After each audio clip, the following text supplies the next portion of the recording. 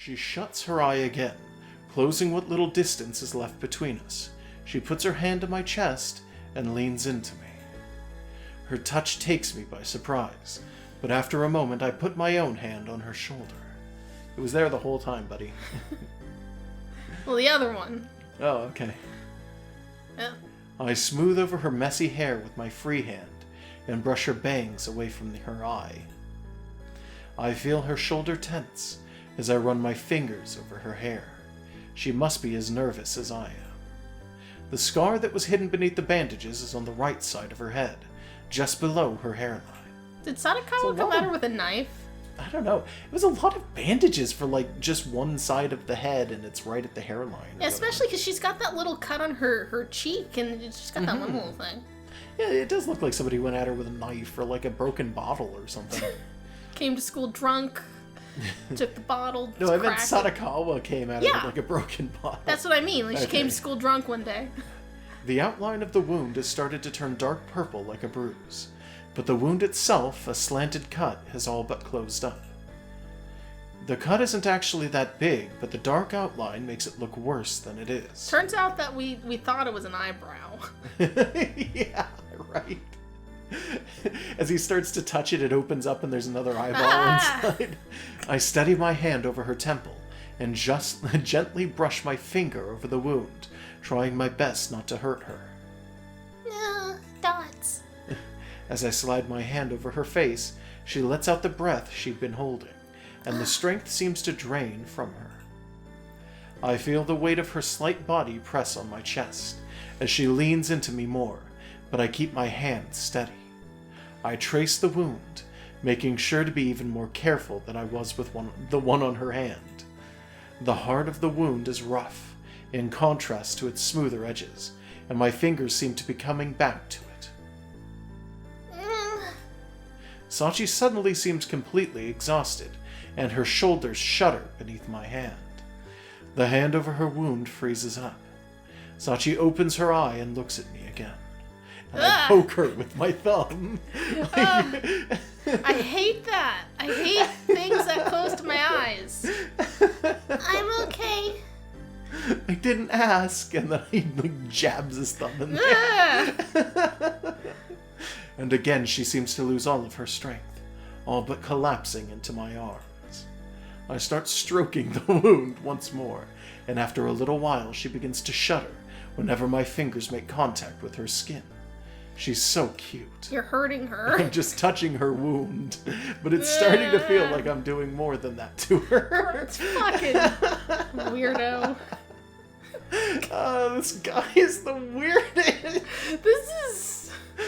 I would, if I was on a bus and this guy was on the bus, I would get off the bus before my stop and wait the half hour for the next one to come around to avoid him. Sachi, huddled in my arms as she is, seems so drained. It's like she doesn't even have enough strength to stand up anymore, and I'm the only thing supporting her. You're like a pain vampire, just siphoning energy out of her. Thanks for that. I think I'm satisfied. I'll bet you are. Yeah, right. Really, I don't know what I might have done if we hadn't stopped. I wanted to stay like that so badly, her pressed against me with my arms around her, but I had to end it. Oh, okay. Are we gonna get, like, her without the bandages from now on, do you think? I don't know, maybe. Because they've got art for it, clearly. Yeah. They just turned off a layer. Yeah. Sachi seems reluctant to separate from me, and she stares up at me longingly. For several moments, neither of us can tear ourselves away from each other's gaze, but I force myself to break anyway. I gather our bags up off the floor and hand Sachi's over to her. You mean the ground? There is no floor. Well, it's an alley, so there may have been, like, pavement that's kind of a floor. I guess. Here you go. Oh, thank you. We exit the narrow alleyway with Sachi's bandages in tow and start heading home again. Is she not going to throw those away? Yeah, you should at least get fresh ones every so often so you don't get, like, mildew. Senpai? Yeah? Why are you so weird? Did you like it?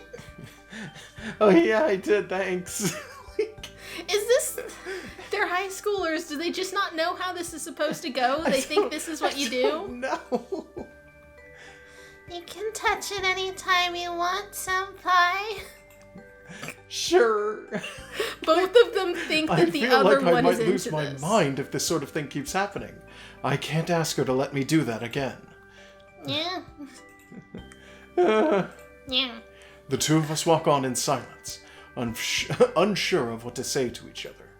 I keep glancing at Sachi out of the corner of my eye, and eventually I catch her doing the same to me. When our gazes meet, we both remain silent, but Sachi smiles broadly. I can't help but return the smile, though I feel really embarrassed, and quickly look straight ahead again.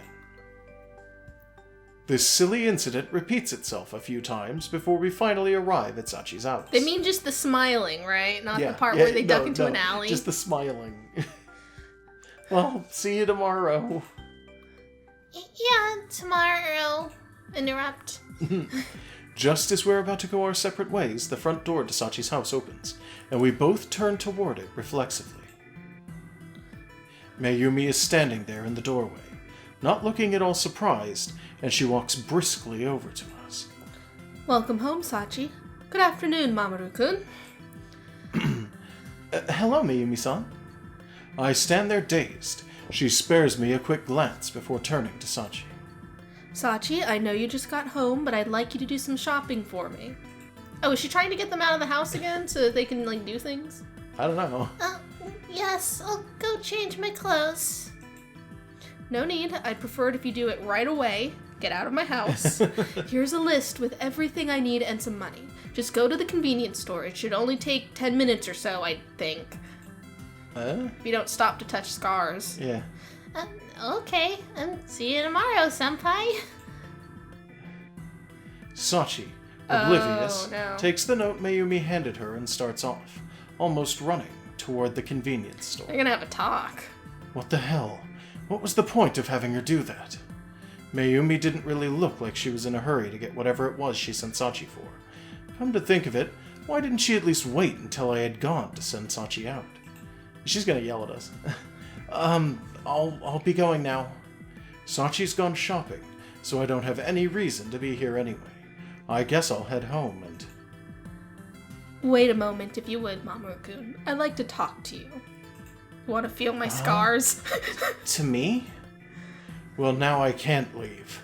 What could she possibly want to talk to me about, though? Yes, to you. What for? Yesterday, Sachi came home looking like she'd been crying her singular eye out. I'd like to know why, and I think you might be able to tell me. She's gonna pull out a knife on you. Crying? Sachi didn't tell you? Well, I hear quite a bit from her, you know.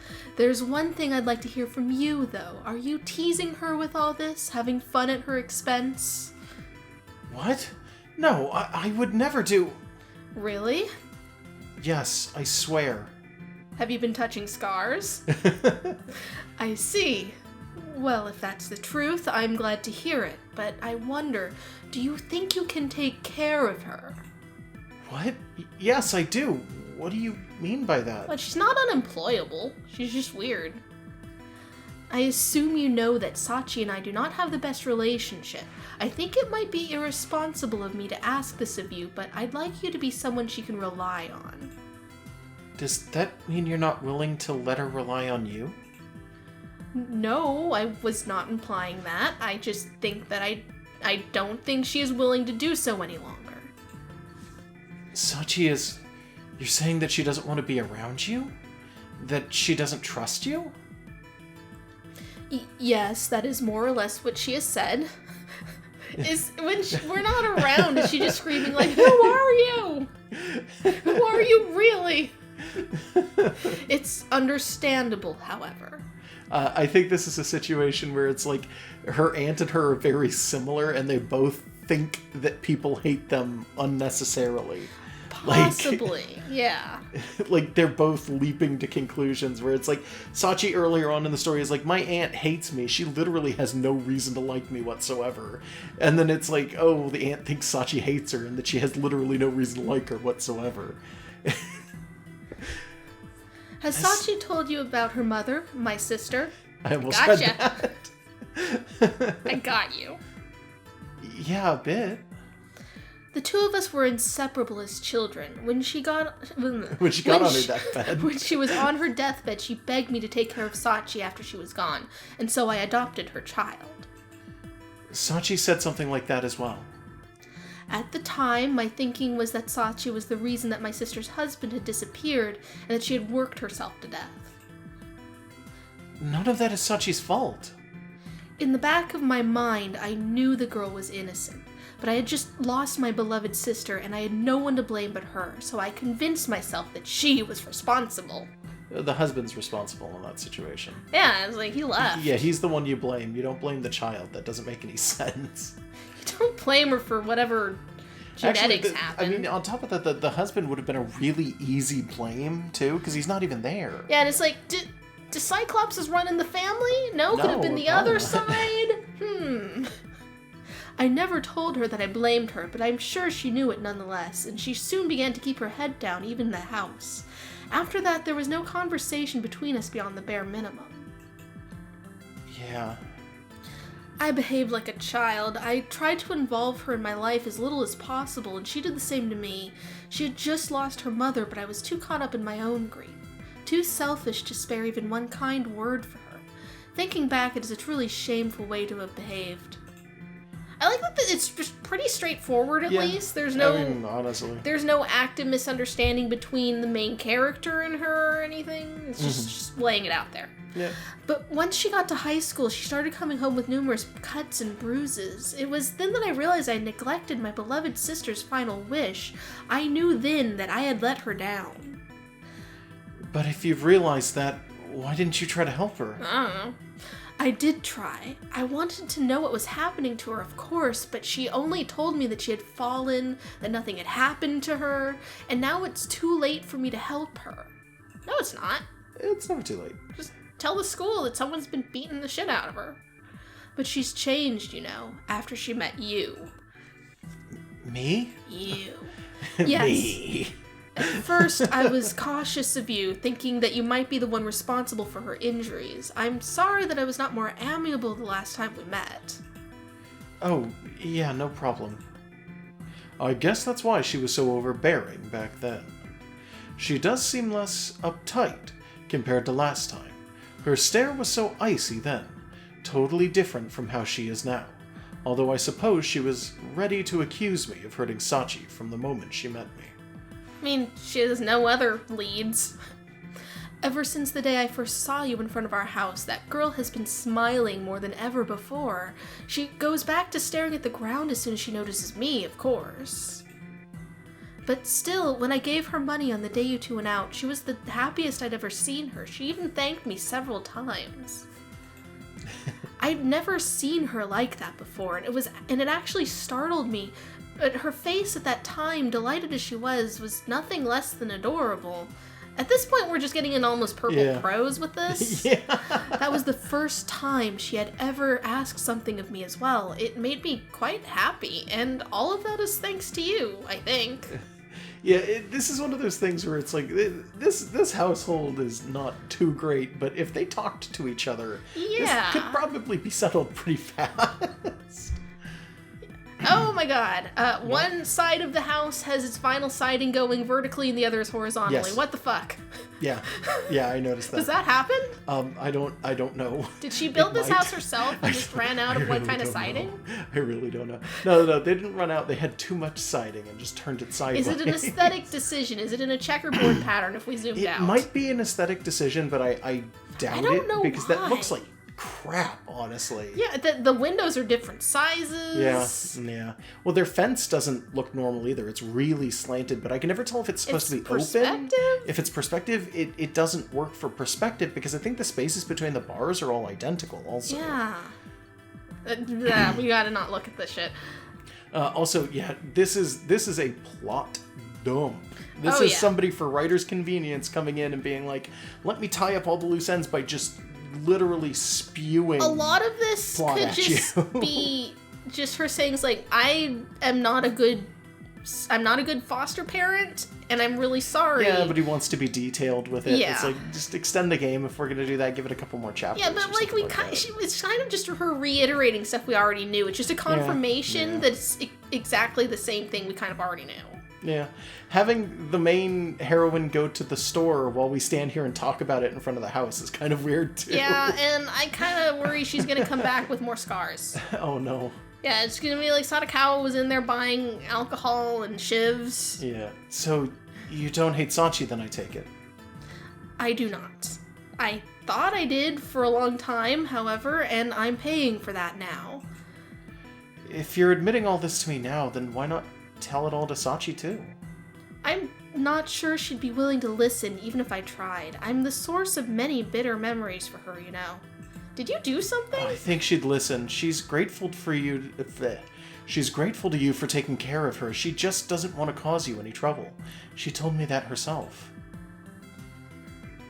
But I don't know how I could possibly connect with her after everything I've done. Mayumi looks away from me, suddenly looking very troubled.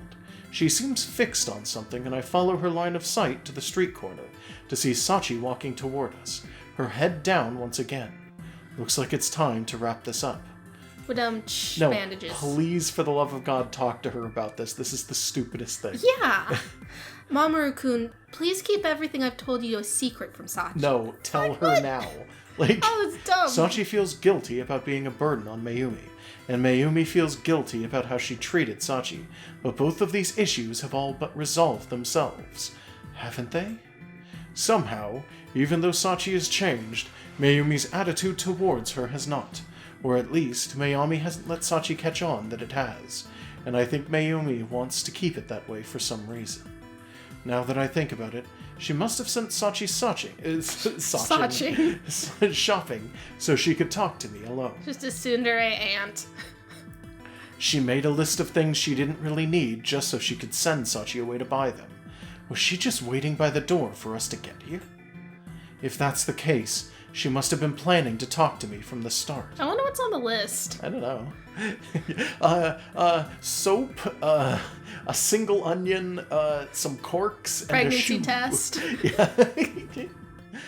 Get me exactly 13 bananas, each from a different bunch. Like, Mayumi-san, I think Sachi will tell you herself, but I was planning to take her out with some of my friends this weekend. Oh my, are you? I shouldn't have said anything to worry about if they're your friends, right? You read that real bad. I Oh, shouldn't have shit. said anything to worry about. I shouldn't have anything to worry about if they're your friends, right? Of course I'll let her go. I shouldn't have said anything to worry about. Thank you. When I talked about it with her, she said she wished she had some nicer clothing. She'd never ask you, of course, but I see. Mayumi-san, I got what you wanted, but Mamoru-senpai, you're still here? Go Sachi home. hands the bag full of things she bought to Mayumi. I was just having a little chat with your friend, that's all. Sachi, I've got some more shopping to do. But Did I get everything you needed? yeah, this is contrived. Yeah. Oh yes, thank you. Thank you for buying me my toilet brush and an orange. No, but look, okay, so the fence is supposed to be partially open, but the spacing between the grate is the same on every single bar. Yeah. Which means the perspective is busted. It is not supposed to look that way. It just looks like somebody slanted the gate. Yeah. It's not right. Do people hate us for these comments I on the don't art? know. There seem to be several items in the plastic bag. It looks like Mayumi had her buy a Oh, bag of shit. candy, a few pens, that sort of thing. So we do get to know that it's Kind of a useless. strange shopping list. She should have at least tried to make it a little more sensible. I need you to come along, so go change out of your uniform. Completely different plan from the last thing we just did. Very, very suspicious. Yeah, not suspicious at all. Just go do it. Thank you for getting me my candy and pens. Now we have to go get clothes in your size for me. Okay, where are we going? To buy you some clothes. Alright, it's out there. I've got some other things to take care of as well, so if you'll excuse us, Mamoru-kun. Right. Clothes? Wait a minute. Look at that name. Yeah, it's not. It's the wrong name. Clothes for me? Why? Oh, see you tomorrow, Mamoru-senpai. Yeah, see you too. The gate. Right, that gate though. The two of them hurry back into their house, leaving me alone. Time to go home. Maybe she's not quite as clever as I thought. Why did that work? Whatever. We cleared up the misunderstandings between us, and she doesn't seem like that bad a person, so it'll be fine. Probably. I guess he assumed that the aunt was like a really smart, really like clever person. Like she was and- distant, so she's hiding something. Yeah, and then it turns out no, she's just kind of freaking out. She doesn't know how to be a parent. She doesn't know how to do this, and she's not really that clever. She's just sending people out to get like candy and pens. Like I kind of hope that when we get home, our character's mom will then give us some contrived bullshit and then give us a lecture about some nonsense. yeah. So we probably aren't gonna. Oh, animated. That animated. Get your thumb away from there. No, rub the eyeball with the thumb. Should have snagged on her eyelid. Her eyebrow twitched. Act 6, up to one's eye. In what? You. Water? I was gonna say, it's like, we're not going to see the shopping, so it's supposed to be a surprise, but it's like, I don't know, I feel like it would have been neat to have gotten, like, another perspective from Sachi about, like, talking to her aunt while going shopping. Yeah. I guess Although we're only it going to would've do the dragged her us out. story once. Yeah, weird. Saturday morning, I ring Sachi's doorbell. Is the doorbell slanted, too? You can see it, it's right there. It's the big orange piece. It's just that whole thing. I actually think that is a doorbell, like a Japanese doorbell. Huh. They're up at the front next to the mail sometimes. I think it's a really dumb place to put it because that means that anybody walking past can just buzz your door. Yeah, well, what if your gate is locked? Well, that's the idea, is you lock the gate when it doesn't matter and you're not home, so nobody should be knocking on your door. Yeah, that's a good point. Oh, Before- God. There's a storm drain right over their mailbox. Under their mailbox. Under the... Oh, yeah. They'll I drop keep their forgetting you hate mail. that. You hate storm Don't- drains. No, they'll drop their mail into the storm drain. It's okay. I hate it. Their fence is broken. It's good. There's What? a pillar in front of one of the windows of their home. By the way. That's well. I mean, Like- sometimes you can't help that Yeah, if it's like an sometimes you can't electrical help that. pole. That's either an electrical pole, which I don't think it would be because it's so close to the fence. I think that would probably be a light pole. Sometimes city planning kind of outdoes itself, and you've got older light poles that you kind of can't move. It's designed really poorly, is what I'm trying to say. Though this house's placement, a lot of things about this house are really poorly thought out. It could be that this house was built where there was some other thing when the electrical pole was put here, and it's maybe. just haphazard. Before long, I hear soft footsteps before the door swings open. Oh, is this trendy? I can't tell. I think her aunt may have been like focusing on a different kind of trend. It turns out her aunt's like a cosplayer or something. Like I don't know what's I'm up with nervous this. about her having a bunch of barrettes on her bangs that close to her eye. Yeah, actually, 'Cause she does two barrettes. If things get mussed up, like if her hair blows in the wind weird, it could snag in her giant eyelid. I don't like it. Maybe, yeah. They're also to hold the hair out of her eye, which a lot of people believe to be like, everybody looks better when their bangs aren't covering their face. And it's Which like, for some people is- this is true, It's but kind of a trope for it's, anime. yeah, I don't know how I feel about that, because her face was shaped really well with the bangs in it, though. Yeah, like she was clearly designed with the bangs and the bandages in mind, probably. Yeah, probably. Well, we're never going to see those again, thank God. I hope not. I hope no one slices her open. Good morning, Mamoru-senpai. Morning, Sachi. Are the clothes new? No, we went shopping for nothing. Yes, what do you think? I think there's a lot of bows here. You look good. They're really cute on you. That's not just me being nice. They really do make her look cute. I've never seen her dressed this way until now. It's a fresh look, to say the Is it? least. Along with her new clothes, she's wearing a bright smile, and I'm sure the crying girl on the stairs would never have worn. Oh, wait, what? That I'm sure yeah, okay. The whole ensemble seems really to make her sparkle. Smarkle? I got ensemble right, and I got sparkle wrong. It happens. Thank you. Ensemble. She looks a little embarrassed when she first appeared in the doorway, but after she heard what I thought of her, her face lit right up. Good morning, Mamoru-kun. I'm wearing the same clothes. For a split second, I thought that was Mamoru-kun, and he was wearing a tux.